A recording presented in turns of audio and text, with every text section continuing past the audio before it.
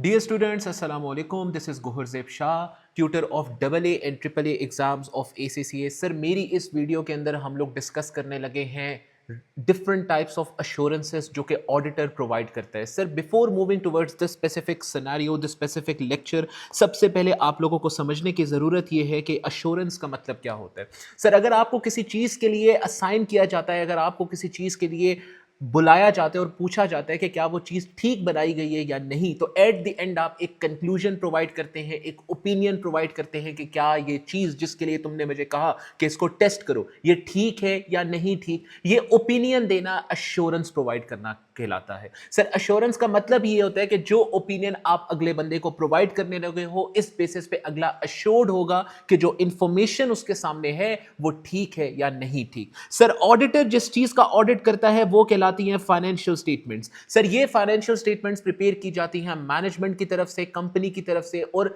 Share holder को hand over होने से पहले इन फाइनेंशियल स्टेटमेंट्स का ऑडिट एक ऑडिटर आके करता है, और वो इन फाइनेंशियल स्टेटमेंट्स का ऑडिट करके यूजर को ये अश्योरेंस देते हैं कि जिस चीज पे आप रिलाई करने लगे हो, डिसीजन मेकिंग करने लगे हो कि क्या इस कंपनी में इन्वेस्टमेंट करनी है या नहीं करनी, वो अश्योरेंस कहलाती है अ डिग्री ऑफ कॉन्फिडेंस, जो कि हम लोग यूजर को प्रोवाइड करते हैं, शेयर होल्डर को प्रोवाइड करते हैं, ताकि उसको यह पता लग सके कि जिस चीज पे मैं डिसीजन लेने लगा हूं वो ठीक भी है या नहीं ठीक। सर ये अश्योरेंस डिवाइडेड है एक ऑडिटर की जिंदगी के अंदर, ये अश्योरेंस डिवाइडेड है 3 मेजर एरियाज के अंदर।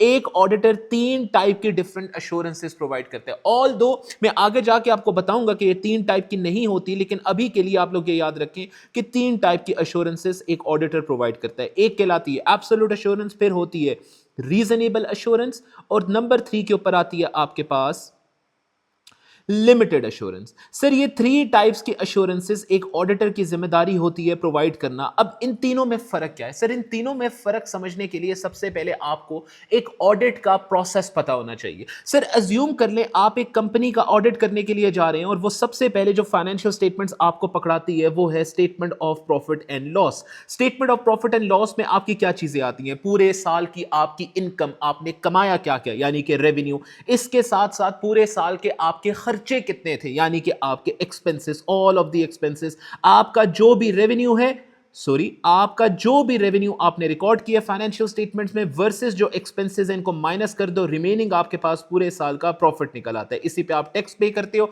इसी के अगेंस्ट आपने डिसाइड करना होता है। इन्हीं प्रॉफिट के फिगर्स को देखकर यूजर यानी शेयर होल्डर ये डिसाइड करता है कि क्या इस कंपनी में इन्वेस्टमेंट करनी चाहिए या नहीं करनी चाहिए। सर बात कुछ इस तरह की है कि आपको यह समझने की जरूरत है कि ये फाइनेंशियल स्टेटमेंट्स बनाने के लिए एक कंपनी को ऑलमोस्ट 12 महीने से 13 महीने का टाइम चाहिए होता है। 13 मंथ्स के अंदर वो ये फाइनेंशियल स्टेटमेंट्स को प्रिपेयर करते हैं। पूरे साल डबल एंट्रीज रिकॉर्ड करते जाएंगे, एक मुंशी बनकर एक किताब के ऊपर लिखते जाएंगे कि इस दिन मैंने ये बेचा, इस दिन मैंने ये बेचा, इस दिन मैंने ये बेचा। साल के आखिरी दिन यानी 31 दिसंबर के ऊपर उठ के 31 ऑफ दिसंबर पे यही कंपनी अपनी फाइनेंशियल स्टेटमेंट्स को बनाने से पहले जितनी सेल्स हुई हैं उन सबको एड अप करेगी और रेवेन्यू के अंदर लिख लेगी। जितनी कॉस्ट है, जो जो खर्चे हुए हैं पूरे साल के, जो जो एक्सपेंसेस थे, उन सबको एड अप करेगी और यहां पे लिख लेगी। सर इन फाइनेंशियल स्टेटमेंट्स को बनाने के लिए एक कंपनी को इसी वजह से 13 मंथ्स नॉर्मली लग जाते हैं। 12 मंथ्स तो आपके वो जो कि पूरे साल के थे, जिसमें आप हर चीज एक किताब पे लिख रहे थे,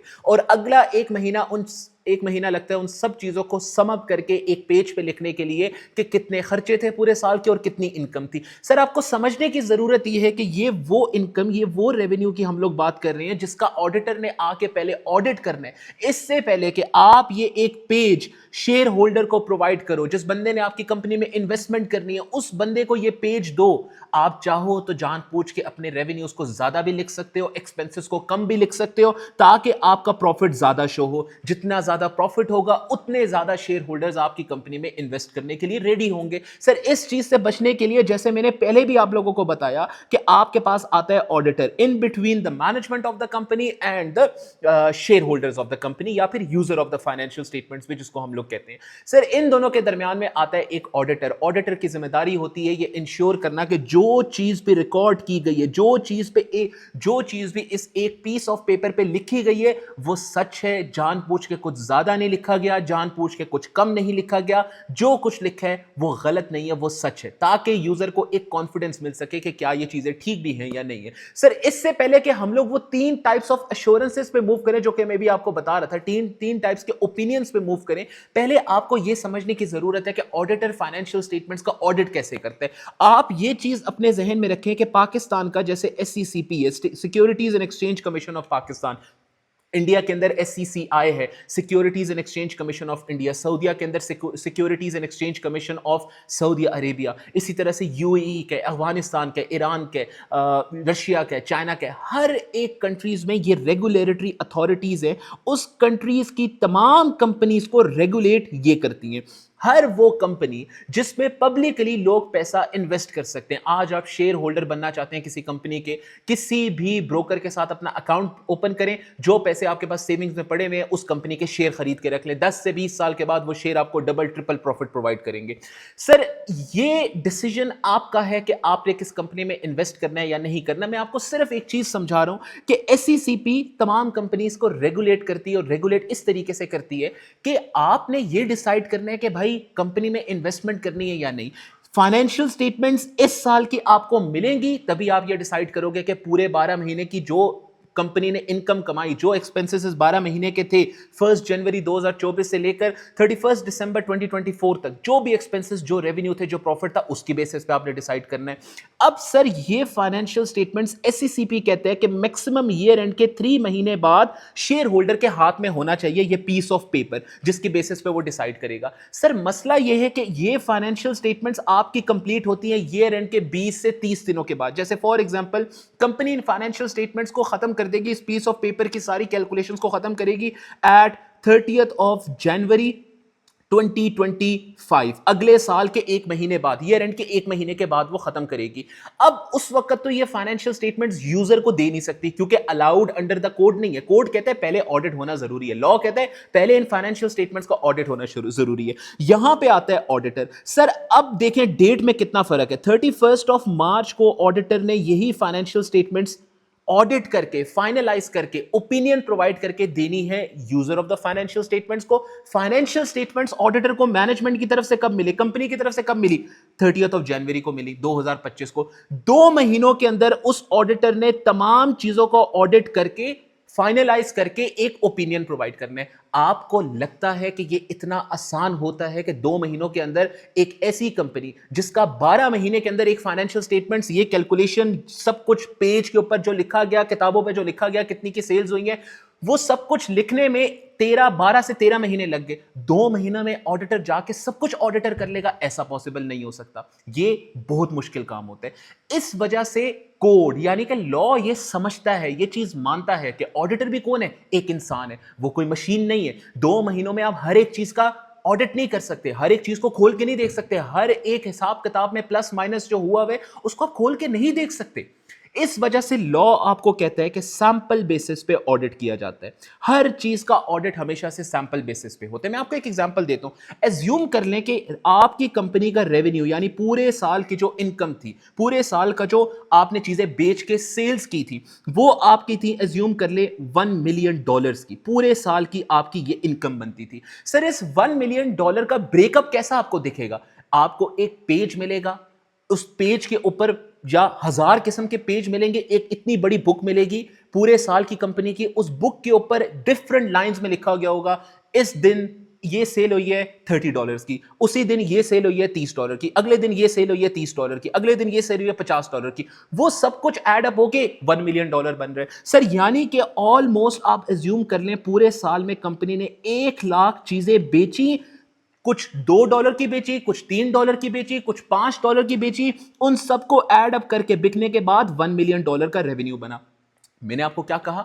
ऑडिटर ऑडिट करता है on a sample basis. Auditor चीजों को देखते हैं on a sample basis. Testing of the financial statements पे जब वो जाता है, टेस्टिंग ऑफ द ट्रांजैक्शंस पे जब वो जाता है, कि क्या कोई चीज असल में बिकी भी है या नहीं। ऐसा तो नहीं कि इस कंपनी के ऑनर ने, इस कंपनी की मैनेजमेंट ने, लोगों ने, सीनियर मैनेजर्स ने बस ऐसे ही सेल रिकॉर्ड कर ली ताकि financial image of the company अच्छी दिखे। सर ऐसा तो नहीं है कहीं, इसलिए ऑडिटर जाता है सैंपल बेसिस पे। उसने ऑडिट तो करना है, टाइम सिर्फ 2 महीने। वो क्या करेगा, कंपनी को बोलेगा यार मुझे वो सारी की सारी बुक दो जिसके ऊपर आपकी ट्रांजैक्शंस लिखी, उस पर लिखा होगा नंबर 1 सेल ऑफ सॉक्स यानी जराबे आपने बेची $5 की। इसी तरह से मल्टीपल डिफरेंट चीजें लिखी हुई होंगी और ऑलमोस्ट 1 लाख मल्टीपल चीजें, मल्टीपल लाइंस लिखी हुई होंगी, जिसको ऐड अप करोगे, सम करोगे इन सारी चीजों को, तो आपके पास बनेगा $1 मिलियन। ऑडिटर क्या करता है सर, ऑडिटर का काम है सैंपल बेसिस पे टेस्टिंग करना। वो 1 लाख चीजें जो आपकी बिकी हैं सबको at the same time test नहीं कर सकता। वो सबको एट द सेम टाइम उठा के ये नहीं देख सकता कि क्या असल में भी ये चीजें बिकी है या नहीं। वो क्या करेगा, वो जाएगा मैनेजमेंट से कहेगा कि यार 1 लाख आपकी टोटल सेल्स है, इसमें से मुझे 1000 आप इनवॉइसेस उठा के दे दो, 1000 आपकी जो सेल्स है उसके अगेंस्ट मुझे एविडेंस दो, सबूत दो कि ये चीज बिकी भी है यानी। अब सबूत क्या होगा, किसी कस्टमर ने आपकी दुकान से अगर कोई चीज खरीदी है, किसी कस्टमर ने आपकी कंपनी से अगर कोई चीज खरीदी है, तो जो चीज खरीदी है उस चीज के अगेंस्ट किसी पीस ऑफ पेपर पे उस कस्टमर ने साइन किया होगा कि हाँ भाई मैं ये चीज खरीद रहा हूं। देखिए छोटी दुकान के बारे में मत सोचे, किसी गली के नुक्कड़ पे जो दुकान होती है उसके बारे में ना सोचे, कंपनीज के बारे में सोचे। जो कंपनी अपना ये पेपर बनाती है, जो कंपनी अपने ये पेपर्स बनाती है, फाइनेंशियल स्टेटमेंट्स बनाती है, वो जिस भी कस्टमर को कोई चीज सेल करती है तो हमेशा उस कस्टमर से साइन करवाती है कि हाँ भाई तुमने ये चीज खरीदी।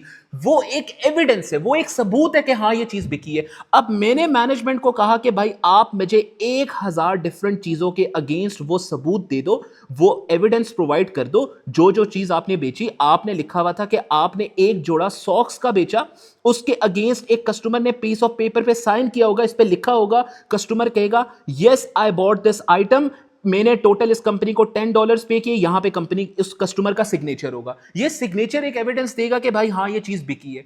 सर इस तरह के 1000 चीजों के अगेंस्ट आप वो एविडेंस कंपनी से मांगेंगे।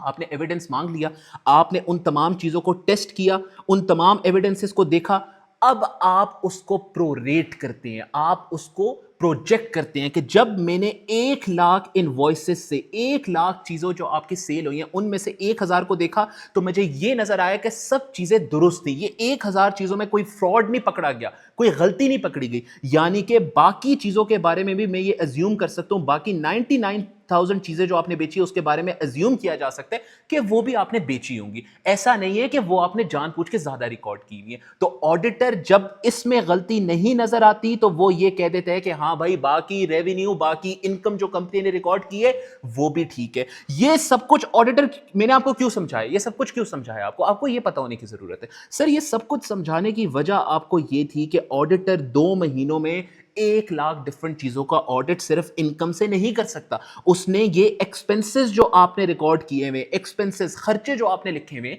इसको भी टेस्ट करने। अगर वो हर चीज को 100% 100% टेस्ट करना शुरू कर दे तो इसका मतलब है ऑडिट 2 महीनों में कंप्लीट नहीं हो सकता, उसको कम से कम 6 से 7 महीने चाहिए। दिन रात मेहनत करेगा, सुबह 9 बजे ऑफिस जाएगा, रात को 4-5 बजे उठेगा, घर जाएगा, सोएगा, उठेगा, वापस आएगा, अगले 6-7 महीने ऐसे चलता रहेगा, कुछ नहीं खाएगा, कुछ नहीं पिएगा, तब जाके आपका 6-7 महीने में ऑडिट खत्म होगा। ये 2 महीनों की जो टाइम लिमिट है एससीसीपी की तरफ से कि भाई 3 महीनों के अंदर अंदर फाइनेंशियल स्टेटमेंट्स ईयर एंड के बाद यूजर के हाथ में होनी चाहिए, तो उस चीज को फॉलो करने के लिए ऑडिटर हमेशा सैंपल बेसिस पे ऑडिट करते हैं, सैंपल बेसिस पे चीजों को देखता है, 100% नहीं देखता।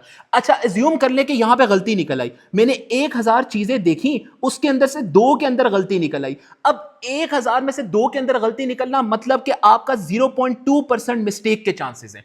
इस पर डिवाइड कर ले, 2 डिवाइडेड बाय 1000 मल्टीप्लाइड बाय 100 आप करेंगे तो आपके पास 0.2% गलतियों के चांसेस हैं with in the sample that you have tested. जो चीजें आपने टेस्ट की है उसमें इतने % चांसेस हैं, तो रिमेनिंग के ऊपर आप इसको प्रोजेक्ट कर लेंगे कि रिमेनिंग में कितनी गलतियां हो सकती हैं, यानी 0.2% मल्टीप्लाइड बाय 100,000, क्या आंसर आपके पास बनते हैं? ऑलमोस्ट 200 गलतियां आपके पास निकल सकती है। पूरे 1 लाख जो चीजें कंपनी ने सेल की हुई है, 200 गलतियां होना 1 लाख के अंदर कोई बड़ी बात नहीं है, इट्स ओके, जाने दो इसको, ठीक है। लेकिन अगर यही आपकी गलतियां ज्यादा निकले तो फिर ऑडिटर अपना सैंपल इंक्रीज कर लेते हैं, फिर जो इसने 1000 टेस्टिंग की भी होती है उसके साथ साथ एडिशनल 1000 और कर लेते हैं कि ऑडिटर को लग रहा है कि यार 2000 इनवॉइसेस में गलती हो सकती है, तो इस चीज की वजह से ऑडिटर करेगा कि यार अगली 1000 भी टेस्ट कर लो, उसमें देखो कितनी गलतियां निकलती है, टोटल पे प्रोजेक्ट करके फिर हम लोग देखेंगे कितना टोटल मिस्टेक के चांसेस है, कितने टोटल मिस्टेक के चांसेस मुझे नजर आ रहे हैं। ऑडिटर की जिंदगी इसी चीज के राउंड अबाउट घूम रही होती है। मैं भी यही करता हूं, कल को आप लोगों बच्चों में से कोई ऑडिटर बनेगा वो भी यही काम करेगा।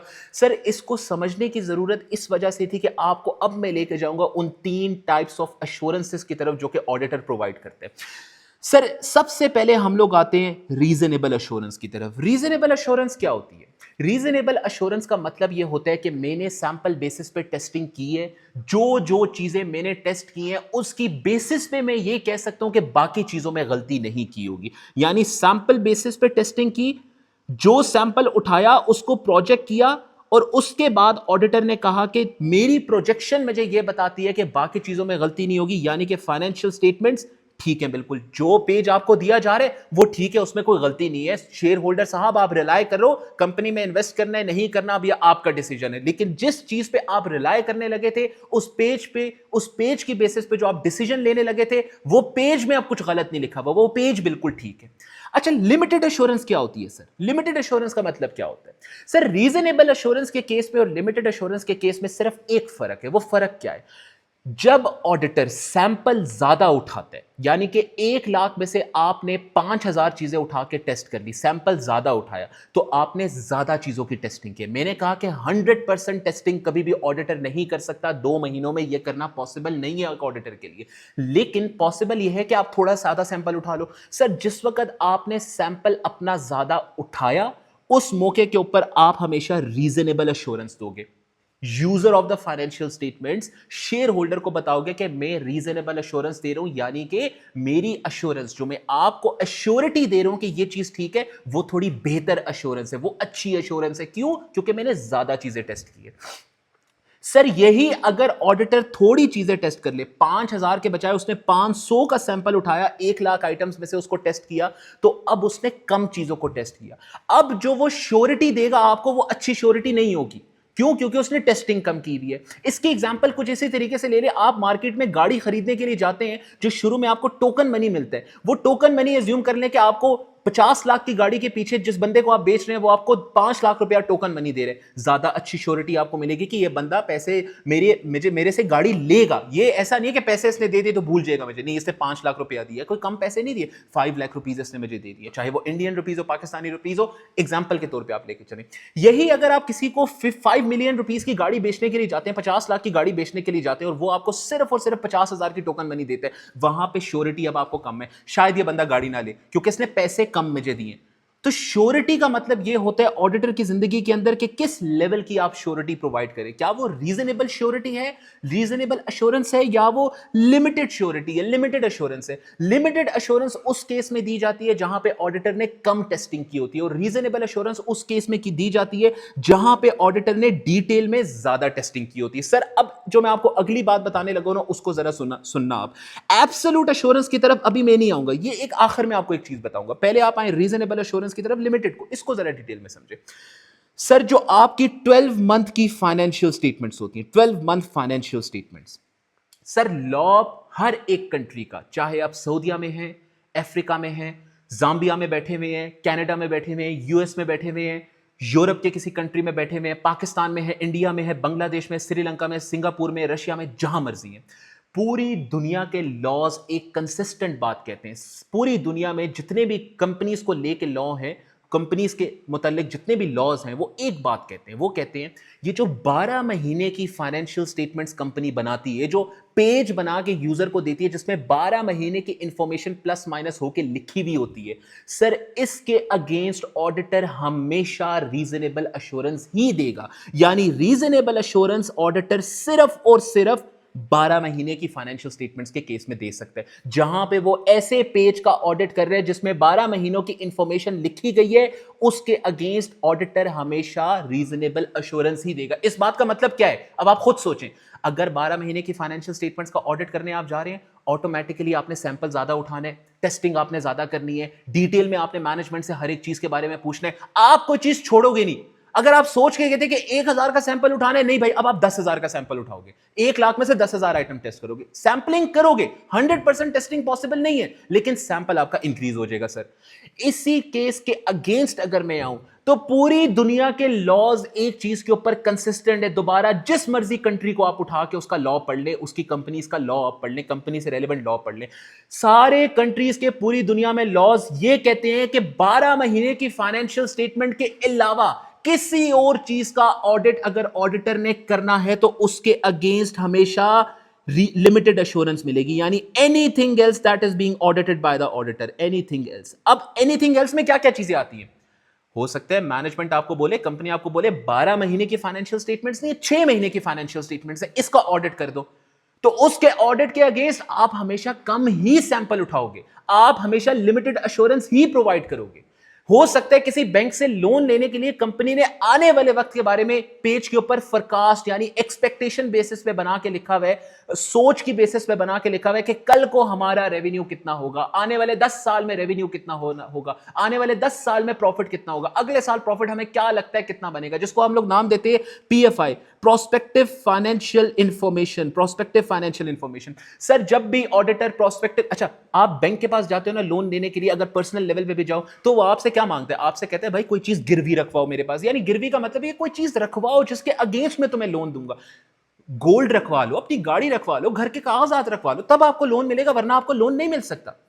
सर इसी तरीके से जब कोई कंपनी जाती है बैंक से लोन लेने के लिए तो सबसे पहली चीज जो बैंक कंपनी से मांगता है वो मांगता है आने वाले वक्त के बारे में बताओ, तुम्हें क्या लगता है तुम्हारा प्रॉफिट कितना होगा। अब अगर मैंने बैंक से लोन लेना है, मैंने ही अपनी फाइनेंशियल स्टेटमेंट्स आने वाले वक्त के बारे में बनानी है, तो मैं तो जान पूछ के उसमें ज्यादा रेवेन्यू लिखूंगा, कम कॉस्ट लिखूंगा, ताकि प्रॉफिट मेरा हर साल ज्यादा शो हो, बैंक मुझे खुशी खुशी लोन दे देगा। बैंक कहते हैं इतना बच्चा मैं भी नहीं हूं, काका मैं भी नहीं हूं। बैंक कहते हैं कि भाई इससे पहले कि मैं तुम्हें लोन दूं, तुम किसी ऑडिटर से इसका ऑडिट करवा के लेकर आओ, ऑडिटर मुझे बताएगा क्या ये फाइनेंशियल स्टेटमेंट्स, क्या ये आने वाले वक्त की फाइनेंशियल स्टेटमेंट्स पीएफआई, क्या ये ठीक भी है या नहीं ठीक, इससे पहले कि मैं तुम्हें लोन दूं। सर ऑडिटर जब भी किसी और चीज का, मैं दोबारा रिपीट करूं, ऑडिटर जब भी किसी और चीज का ऑडिट करेगा 12 महीनों की फाइनेंशियल स्टेटमेंट्स के अलावा कोई भी और चीज हो, एनीथिंग एल्स, उसके केस में ऑडिटर हमेशा लिमिटेड एश्योरेंस प्रोवाइड करता है। लॉ बड़ा स्ट्रेट फॉरवर्ड है पूरी दुनिया का इस केस के अंदर। 12 महीने की फाइनेंशियल स्टेटमेंट्स का ऑडिट होने वाला है, हमेशा ऑडिटर रीजनेबल एश्योरेंस देगा। रीजनेबल एश्योरेंस के केस में क्या करेगा? ज्यादा टेस्टिंग होगी, ज्यादा सैंपल उठाएगा, ज्यादा डिटेल में हर चीज को देखेगा। जब भी किसी और चीज का ऑडिट होने वाला है, कोई भी और चीज है, एसेट्स हैं, गाड़ियां हैं, प्रोस्पेक्टिव फाइनेंशियल इंफॉर्मेशन, 3 महीने की फाइनेंशियल स्टेटमेंट से, 6 महीने की फाइनेंशियल स्टेटमेंट से, 9 महीने की फाइनेंशियल स्टेटमेंट से, जिसमें 9 महीने की इंफॉर्मेशन आ रही है, 6 महीनों की इंफॉर्मेशन आ रही है, 3 महीनों की इंफॉर्मेशन आ रही है, 12 महीने के अलावा और कुछ भी चीज है जिसका ऑडिटर ने ऑडिट करना है, उस केस के अंदर आपने सर ये बात याद रखनी है कि उस केस में ऑडिटर हमेशा, लॉ कहता है कि लिमिटेड एश्योरेंस दे सकते हो। यानी अब एक और चीज, एक और एस्पेक्ट से भी आपने इसको याद रखना है, रीजनेबल एश्योरेंस अगर आज के बाद आपसे कोई भी पूछे किस केस में दी जाती है, 12 मंथ फाइनेंशियल स्टेटमेंट्स के ऑडिट के केस में हमेशा रीजनेबल एश्योरेंस दी जाएगी, लिमिटेड एश्योरेंस नहीं दी जा सकती। अगर कंपनी आके आपको बोले भी ना कि भाई लिमिटेड एश्योरेंस मुझे दे दो, यानी कम टेस्टिंग कर लो मेरी 12 महीने की फाइनेंशियल स्टेटमेंट्स पे, नहीं है पॉसिबल, अलाउड नहीं है, लॉ अलाउड नहीं करता आपको। आपने करना है ऑडिट तो रीजनेबल एश्योरेंस ही देनी है, और कंपनी को आपने कहना है कि भाई उसकी वजह यह है कि लॉ कहता है कि ऐसा है, इसका मतलब यह भी है कि मैं तुम्हारे से ज्यादा चीजें उठवाऊंगा, तुम्हारी ज्यादा टेस्टिंग करूंगा मैं। अच्छा, कंपनी आके आपको कह दे कि भाई 12 महीने के अलावा कोई और चीज है जिसका ऑडिट करना है, लेकिन आप प्लीज मुझे रीजनेबल एश्योरेंस दे देना, बैंक बहुत अच्छा समझेगा अगर आपने रीजनेबल एश्योरेंस दी, क्योंकि बैंक को भी पता है रीजनेबल एश्योरेंस का मतलब है ज्यादा टेस्टिंग हुई हुई है, ज्यादा डिटेल में टेस्टिंग हुई हुई। आप उसको एक ही जवाब दोगे, सर लॉ अलाउ नहीं करता, लॉ मुझे कहता है कि 12 महीने के अलावा कोई भी और चीज का मैं ऑडिट कर रहा हूं तो उसके अगेंस्ट में हमेशा लिमिटेड एश्योरेंस दूंगा, मैं कभी भी रीजनेबल एश्योरेंस नहीं दे सकता। यानी लॉ बड़ा स्ट्रेट फॉरवर्ड हो गया इस केस में कि रीजनेबल एश्योरेंस किस केस में दी जाती है, लिमिटेड एश्योरेंस किस केस में दी जाती है, दोनों चीजों को आप मिक्स नहीं कर सकते। सर अब आए अपनी फाइनल चीज के ऊपर, ये एब्सोल्यूट एश्योरेंस जो मैंने यहां पे लिखी है। सर एब्सोल्यूट का मतलब क्या होता है? जब आप मेरे से किसी चीज के बारे में पूछें कि क्या ये ठीक है या क्या ये गलत है, एग्जांपल आपने मेरे से फोन के बारे में पूछा खरीदने से पहले कि सर ये फोन ठीक है या फिर गलत है, आप मुझे बता दें। मैंने आपको कहा दिस इज करेक्ट फोन, मैंने आपको कहा कि ये बिल्कुल ठीक फोन है। जब मैं अपनी वर्डिंग इस तरीके से कर लूं कि बिल्कुल ठीक है, इसका मतलब ये हर चीज मैंने टेस्ट की हुई है। आपके माइंड में ये चलेगा, साइकोलॉजिकल नेचर है ह्यूमन बींग्स की, कि जब आप उसको कहते हो ना कि ये बिल्कुल ठीक जमीन है, आप इसको परचेज कर लो, तो इसका मतलब अगला बंदा यही समझता है कि जो बंदा मुझे कह रहे हैं ना बिल्कुल ठीक है, इसने हर एक चीज देखी है। अगर मैं फाइनेंशियल स्टेटमेंट्स के ऊपर एब्सोल्यूट एश्योरेंस प्रोवाइड कर दूं, यानी यूजर को यह बोल दूं इट इज 100% करेक्ट, तो यूजर तो ऑटोमेटिकली ये समझ जाएगा कि भाई ऑडिटर ने 1 लाख की 1 लाख ट्रांजैक्शन टेस्ट की है। मैंने आपसे क्या कहा, लॉ इजाजत नहीं देता। लॉ कहते हैं कि तुम as an auditor 1 lakh different transaction test नहीं कर सकते, चाहो भी तो नहीं कर सकते, 2 महीनों में करना पॉसिबल नहीं है। इसलिए तुम रीजनेबल एश्योरेंस ही दोगे, सैंपल बेसिस पे ही टेस्टिंग करोगे, 100% पे मूव करने का ऑप्शन ही नहीं है तुम्हारे पास। तुम मूव करोगे तो रीजनेबल पे ही मूव करोगे। लॉ कहता है कि ऑडिटर किसी भी केस में एब्सोल्यूट एश्योरेंस नहीं दे सकता, अलाउड ही नहीं है, और अलाउड होता भी तो दे ही ना सकते। अगर दे भी सकते तो कभी भी ऑडिटर ना देता। क्यों? अगर मुझे फाइनेंशियल स्टेटमेंट्स पकड़ाई जाती हैं, मुझे उसमें बताया जाता है कि रेवेन्यू के अगेंस्ट 1 लाख डिफरेंट चीजें जो मैंने बेची, क्या पॉसिबल है मेरे लिए कि 2 महीनों के अंदर अंदर में सब चीजें टेस्ट कर लूं? अच्छा चलो, मैंने दिन रात एक करके 100% चीजों को टेस्ट कर भी लिया, मान लो 1 मिनट के लिए कि मैंने टेस्ट कर लिया। सर मुझे आप खुद बताएं कि जो टेस्टिंग मैं कहता हूं कि 5,000 में अगर इनवॉइसेस उठाता हूं, जब मैं रीजनेबल एश्योरेंस देता हूं तो मेरा दिन रात बर्बाद हो जाता है। मैं सुबह 9 बजे ऑफिस जाता हूं, शाम को 4-5, रात को 4-5 बजे मैं घर वापस आ रहा होता हूं। ये रीजनेबल एश्योरेंस का केस है ऑडिटर की जिंदगी का। जब वो एब्सोल्यूट एश्योरेंस के केस में जाएगा, उसने 1 लाख की 1 लाख डिफरेंट चीजें टेस्ट कर भी ली हैं, तो क्वालिटी ऑफ टेस्टिंग कैसी होगी आप खुद सोचिए जरा। वो तो यही करेगा, पेज देखेगा उठा के इधर, अगला पेज देखेगा उठा के इधर, अगला पेज देखेगा उठा के इधर। वो बस उठा के, हो सकता है 2-3 मिनट के बाद बोले यार 10 पेज उठा के इधर रख दो, 10 पेज उठा के इधर रख दो, वो ये काम करना शुरू कर देगा। यानी ऑडिटर चाहे भी तो एब्सोल्यूट एश्योरेंस नहीं दे सकता। Absolute assurance cannot be given under any kind of law all over the world किसी भी फाइनेंशियल स्टेटमेंट्स के अगेंस्ट, चाहे वो 12 महीने की फाइनेंशियल स्टेटमेंट्स का ऑडिट है या फिर किसी और चीज का ऑडिट है। ऑडिटर कभी भी एब्सोल्यूट एश्योरेंस प्रोवाइड नहीं कर सकता, लॉ उसको अलाउ नहीं करता। लॉ उसको कहता है या तो रीजनेबल एश्योरेंस दो या तो तुम लिमिटेड एश्योरेंस दो। और अगर तुम रीजनेबल दे रहे हो तो सिर्फ 12 महीने की फाइनेंशियल स्टेटमेंट्स पे दोगे, अगर तुम लिमिटेड दे रहे हो तो सिर्फ और सिर्फ 12 महीने के अलावा कोई भी और चीज है तो उस पर तुम लिमिटेड दोगे। रिवीजन के लिए आपने क्या याद रखना है, रीजनेबल एश्योरेंस केस के ऊपर बहुत ज्यादा डिटेल में टेस्टिंग होती है, लिमिटेड के केस के अंदर बहुत कम डिटेल में टेस्टिंग होती है, और इसकी वर्डिंग ऑफ ओपिनियन में फर्क पता चलता है। सर अब एक बात सोचिए, आप एक प्रोफेशनल बंदे हैं जो कि ऑडिट करने के लिए जा रहे हैं। सर आपको केस तो समझ आ गया कि हम लोग एब्सोल्यूट एश्योरेंस तो दे नहीं सकते, तो इसको क्रॉस कर देते हैं हम लोग यहां पे कि ये तो हम लोग दे नहीं सकते। दे सकते हैं तो हम लोग रीजनेबल दे सकते हैं या लिमिटेड दे सकते हैं। आप मुझे एक बात बताएं सोच के, जिस बंदे ने इन फाइनेंशियल स्टेटमेंट्स की बेसिस पे डिसीजंस लेने हैं कि कंपनी में इन्वेस्टमेंट करनी है या नहीं करनी, आप ये सोचें कि उसको कैसे पता चलेगा कि आप रीजनेबल एश्योरेंस दे रहे हो या लिमिटेड एश्योरेंस दे रहे हो। Sir wording of your assurance, wording, किस तरीके से आप अगले को बताते हो कि फाइनेंशियल स्टेटमेंट्स ठीक है या गलत है, इस तरह से वो जज करेगा कि आपने रीजनेबल एश्योरेंस दी है या फिर लिमिटेड एश्योरेंस दी है। मैं आपको एग्जांपल देता हूं, प्रैक्टिकल लाइफ में जब आप रीजनेबल एश्योरेंस प्रोवाइड करते हो तो दोनों के केसेस में, लिमिटेड हो या रीजनेबल हो, at the end of the audit 5-6 सफों के अंदर डिटेल में एक्सप्लेन होता है क्या ऑडिट किया, कैसे ऑडिट किया, किस तरीके से ऑडिट किया, किन फाइनेंशियल स्टेटमेंट्स का ऑडिट किया, किस चीज का ऑडिट किया, मेरी क्या रिस्पॉन्सिबिलिटीज थी, मैनेजमेंट की क्या रिस्पॉन्सिबिलिटीज थी, वो सब कुछ लिखा जाता है। लेकिन वर्ड एक सेंटेंस आता है। सर जब भी ऑडिटर रीजनेबल एश्योरेंस देता है ना, तो वो अपनी इस रिपोर्ट को, जो मैं आपको 5-6 पेजों की रिपोर्ट कह रहा हूं ना, इसको नाम दिया जाता है ऑडिट रिपोर्ट का। सर इस ऑडिट रिपोर्ट के अंदर वो वर्डिंग यूज करता है कौन सी? वो वर्डिंग यूज करता है the financial statements provide a true and fair view, कि आपकी फाइनेंशियल स्टेटमेंट्स इस कंपनी की जिसका हमने ऑडिट किया है वो सच है और ठीक है, उस पर कुछ गलत नहीं है।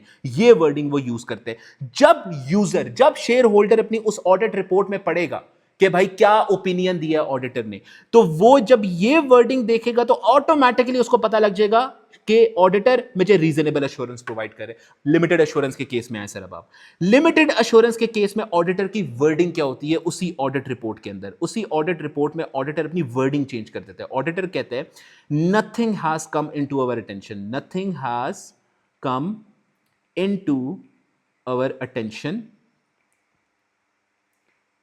which would make us believe, which would make us believe that the financial statements are not prepared in accordance with the applicable financial reporting framework, in accordance with applicable financial reporting framework, financial reporting framework, FRF, financial reporting framework. Sir ये wording आपकी होती है और इन दोनों wordings का मतलब क्या है? जब मैं आपके सामने ये वर्डिंग रखूंगा ऑटोमेटिकली, अब इस वर्डिंग को बोला जाता है ये पॉजिटिवली वर्डेड ओपिनियन है, पॉजिटिवली वर्डेड ओपिनियन है। पॉजिटिवली वर्डेड का मतलब क्या होता है? Positively worded opinion, positively worded का मतलब क्या होता है? अंग्रेजी के अंदर पॉजिटिवली वर्डेड सेंटेंस उसको बोला जाता है, एक पॉजिटिव सेंटेंस उसको बोला जाता है जिस सेंटेंस में आप नो, नॉट, नहीं हुआ, ये लफ्ज उस सेंटेंस में नहीं आ रहे। नो नॉट के सेंटेंस लफ्ज उस सेंटेंस पे नहीं आ रहे। इस सेंटेंस में कहीं पे नो या नॉट नजर आ रहा है आपको? नहीं।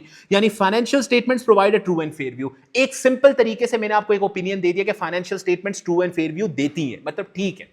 जब मैं लिमिटेड एश्योरेंस में आया तो इस सेंटेंस को बोला जाता है एक नेगेटिवली वर्डेड ओपिनियन है, नेगेटिवली वर्डेड ओपिनियन है। सर इंग्लिश के अंदर नेगेटिवली वर्डेड ओपिनियन का मतलब क्या होता है? इंग्लिश के अंदर नेगेटिवली वर्डेड सेंटेंस किसको कहते हैं? वो सेंटेंस जिसमें नो आ रहा हो या नॉट आ रहा हो उसको आप कहते हो कि ये नेगेटिवली वर्डेड सेंटेंस है, इसमें एक नेगेटिव वर्ड आ रहा है। नेगेटिव वर्ड का मतलब इंग्लिश में यही होता है कि नो या नॉट। पॉजिटिव वर्ड का मतलब होता है कोई नो नॉट का वर्ड नहीं यूज हुआ है सेंटेंस में। सर इस सेंटेंस के अंदर जब आपने उर्दू के अंदर, अगर मैं इसको एक्सप्लेन करूं, तो जब आपने ओपिनियन दिया, आपने कहा कि हमने फाइनेंशियल स्टेटमेंट्स को देखा, ऑडिट नहीं किया, देखा, और हमारी अटेंशन में, हमारे सामने ऐसी कोई चीज नहीं आई, ये नहीं का वर्ड आ गया, जिसकी वजह से हम ये कह सके कि ये फाइनेंशियल स्टेटमेंट्स ठीक तरीके से नहीं बनी हुई।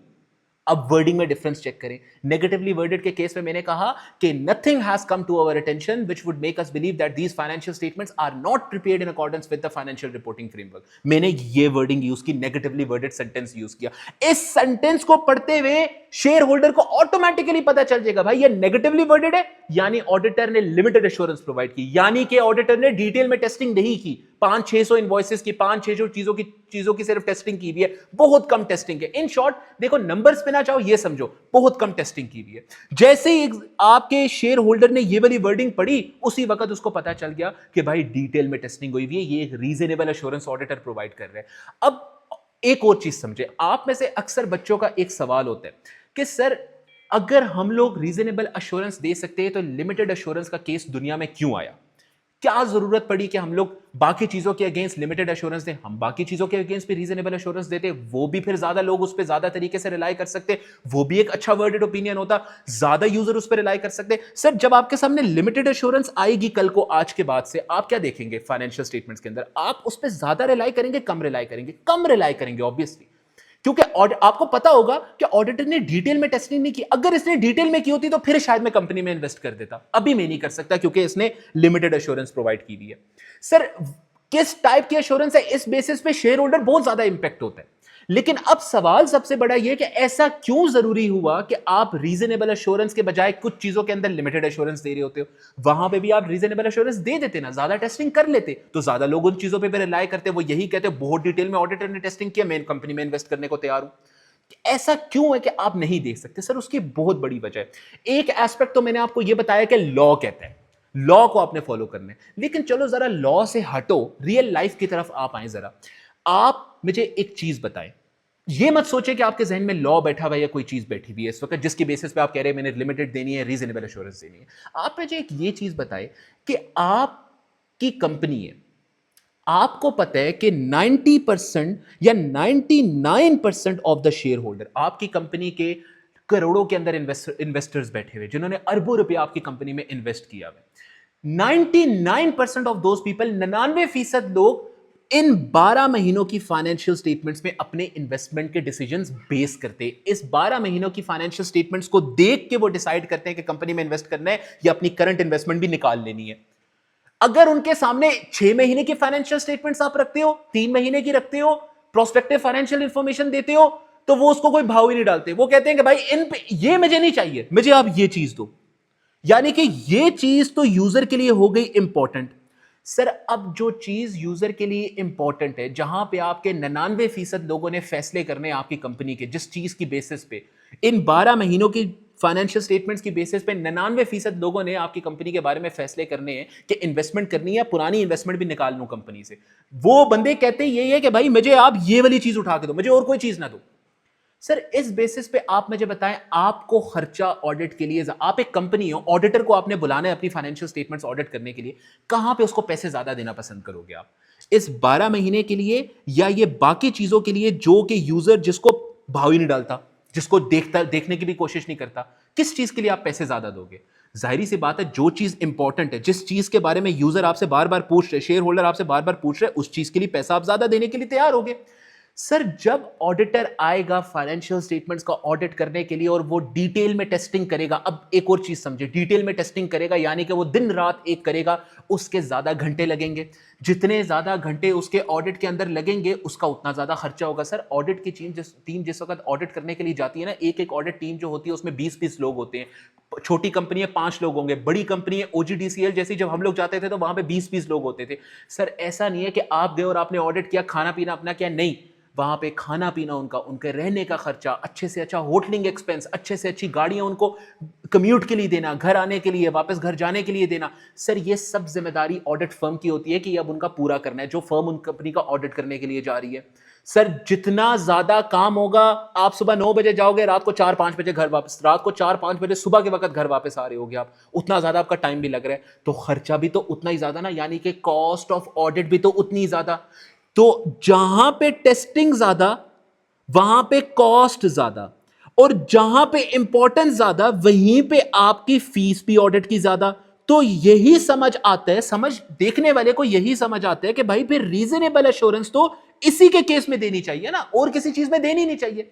क्यों? क्योंकि अगर आपने रीजनेबल एश्योरेंस चलो इस केस में दे भी दी, तो आपने वही डिटेल में टेस्टिंग करनी है, वही अच्छी खासी कॉस्ट इनकर करनी है, कॉस्ट ज्यादा आपकी लगेगी तो आप फीस भी ज्यादा मांगोगे ऑडिट की, कंपनी आपको फीस भी ज्यादा दे देती है। बाद में पता चलता है कि इन 6 महीनों को तो कोई भाव ही नहीं डालता, इन पीएफआई को तो, पीएफआई इंफॉर्मेशन को, प्रोस्पेक्टिव फाइनेंशियल इंफॉर्मेशन को तो कोई भाव ही नहीं डालता, इसको तो कोई देखना ही पसंद नहीं करता। तो क्यों आपने इतना खर्चा उस ऑडिट पे कर दिया जिसके लिए कोई, जिसको देखने के लिए कोई देखने को तैयार ही नहीं बैठा हुआ? क्यों आपने उस पर इतना ज्यादा खर्चा कर दिया?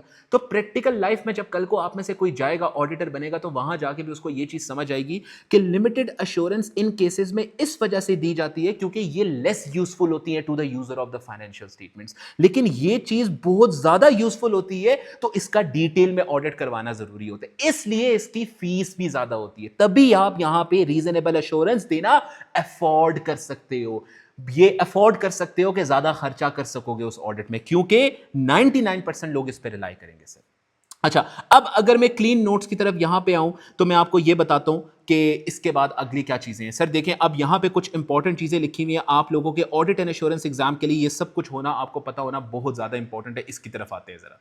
सर अब जो आपके एग्जाम के लिए आपको डिफरेंसेस पता होना चाहिए between limited assurance engagements and reasonable assurance engagement. मैं आपको अगेन बताता चलूं कि ये वाले नोट्स भी शेयर किए जाएंगे हर एक बच्चे को, आपको तमाम ये वाले नोट्स शेयर होंगे, लेकिन आपसे एक रिक्वेस्ट है कि इन नोट्स को सिर्फ आपने समझने के लिए यूज़ करना है, यहाँ से याद करने के लिए कोई चीज़ आपने यूज़ नहीं करना। एक दफ़ा आपको चीज़ समझ आ गई तो ऑटोमेटिकली याद करना मुश्किल काम नहीं होगा आपके लिए, याद आपने करना है इन क्लीन नोट्स से। मैंने जैसे प्रीवियस लेक्चर्स में भी आपको बार बार ये चीज़ बताई है कि आपने याद करने के लिए, चीज़ों को जहन में रखने के लिए क्लीन नोट्स को यूज़ करना है, मेरे रफ नोट्स को आपने यूज़ नहीं करना। सर जो मेन डिफरेंसेस आपको पता होने चाहिए reasonable assurance and limited assurance में, सबसे पहले द टाइप ऑफ ओपिनियन, यानी कि किस टाइप की एश्योरेंस प्रोवाइड की जाती है।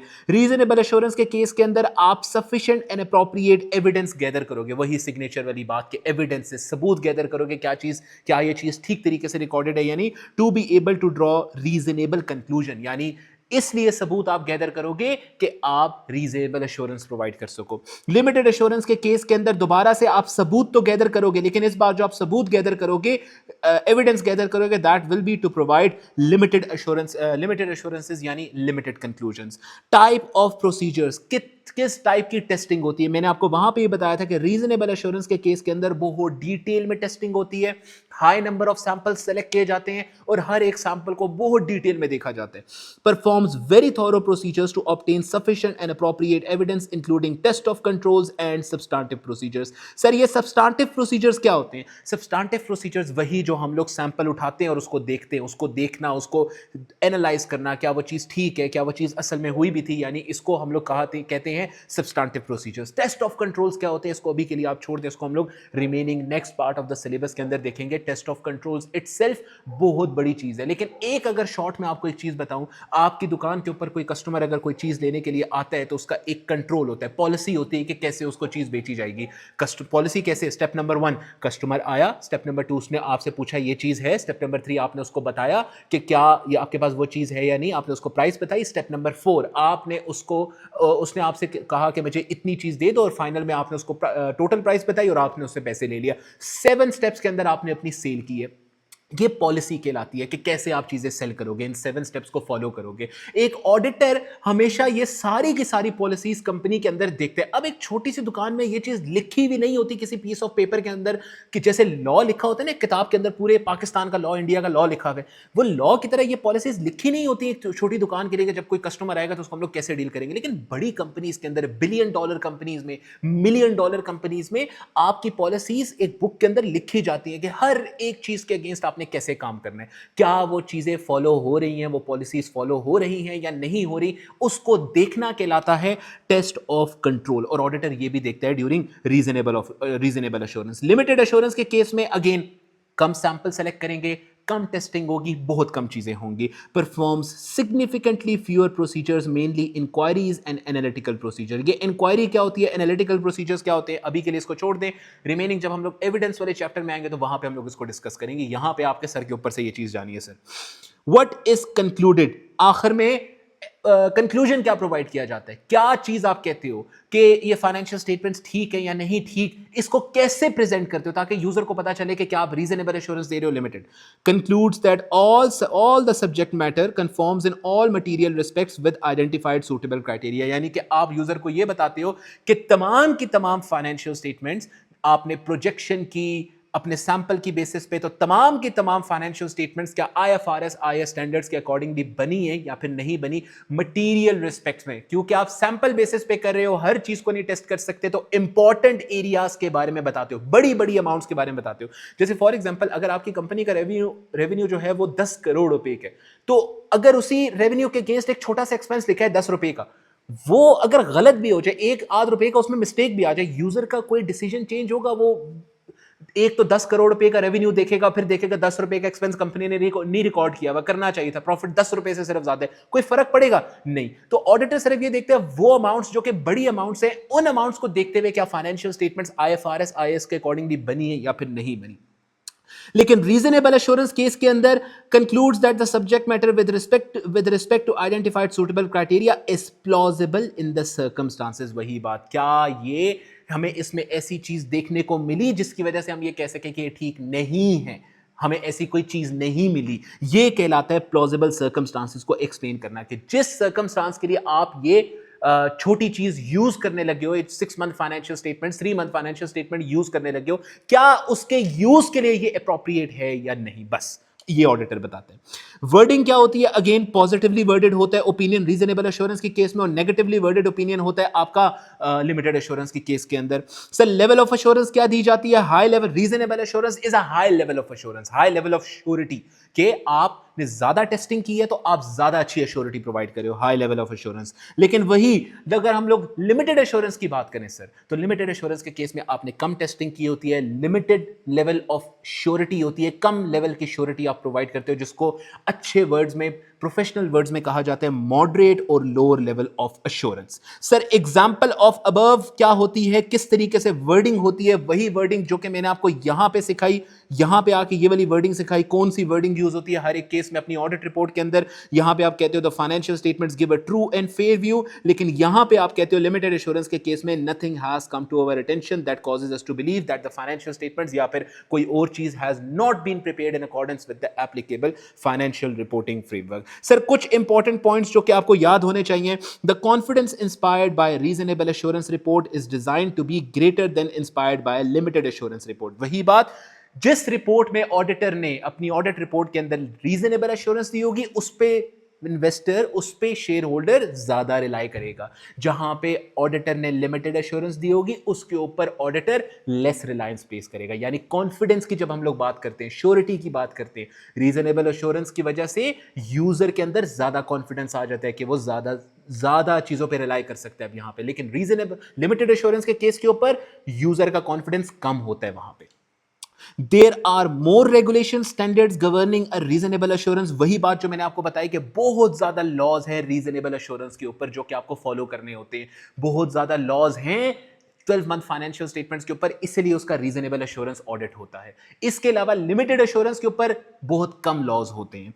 The procedures carried out in a reasonable assurance assignment will be more thorough. हमने बहुत डिटेल में टेस्टिंग करनी होती है रीजनेबल एश्योरेंस केस के अंदर। And the evidence gathered will need to be of a higher quality. यानी कि अगेन जो भी आप टेस्टिंग करोगे बहुत डिटेल में करोगे ताकि आप एक हाई क्वालिटी की रीजनेबल एश्योरेंस प्रोवाइड कर सको अपने user of the financial statements को। सर ये लेक्चर आपका सिर्फ यहीं तक, इसके अलावा अगर आपको कोई चीज ना समझ आई हो तो जरूर आप लोग मेरे से पूछ सकते हैं। That is it from my side sir. Will see you guys within the next lecture. Take care, tata, bye bye and अल्लाह हाफिज।